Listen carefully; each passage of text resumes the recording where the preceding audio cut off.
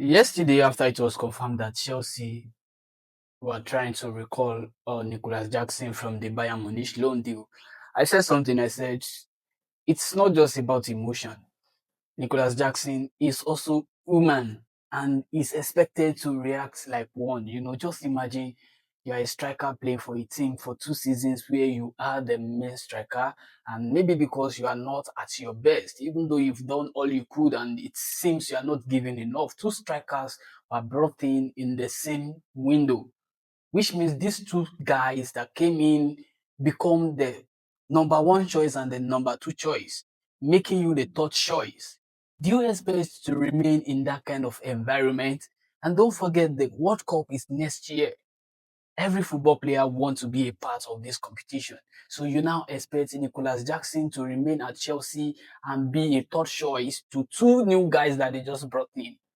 So now when he thought there is a way out, when he thought he's going to leave, he's going to at least join a new team, like new challenge, new environment, suddenly because of the fact that one of these new guys is injured.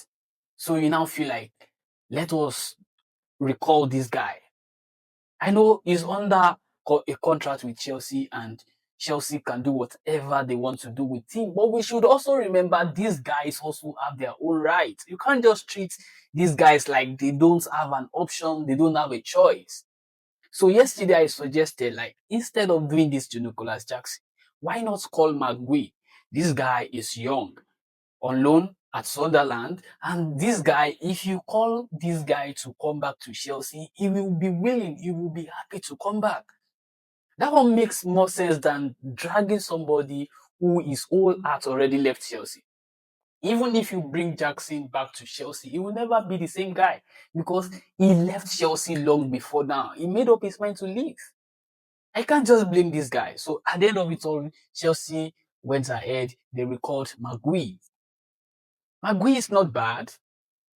He's a very talented guy.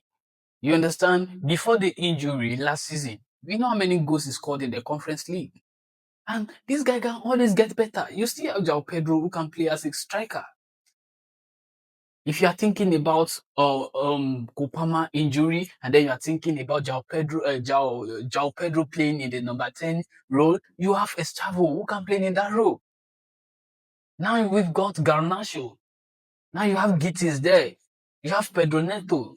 So why drag Jackson back to Chelsea when he's not even willing to come back? So now it's all making sense.